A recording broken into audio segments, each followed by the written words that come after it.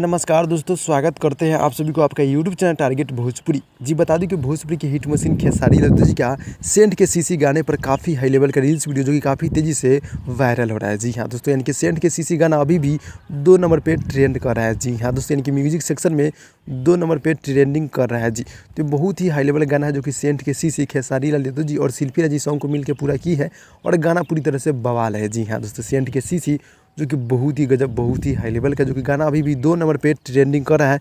और reels video जो कि देखे आप लोग खेसारी लाल जी क्या कितना हाई लेवल का है, कैसा लगा आप लोग कमेंट में कमेंट कर दीजिएगा। जी हाँ दोस्तों, तो जितने भी खेसारी लाल जी को चाहने वाले भाई लोग देख रहे हैं, आप लोग मेरे चैनल को सब्सक्राइब कर नोटिफिकेशन बेल आइकन को आप लोग ऑल पे कर दीजिएगा। जी हाँ दोस्तों, यानी कि उनका बहुत ही बड़ा प्रोजेक्ट अखिलेश कश्यप जी का लिखा हुआ है, बहुत ही यानी कि जल्द आने वाला है, यानी कि 1 से 2 दिन के अंदर में पोस्टर भी देखने को मिलने वाला है हम सबके बीच। जी हाँ दोस्तों, तो दोस्तों फिलहाल में ये रील्स वीडियो था, कैसा लगा आप लोग कमेंट में कमेंट कीजिए। तो भाई लोग मिलते हैं अगली वीडियो में, तब तक के लिए धन्यवाद दोस्तों।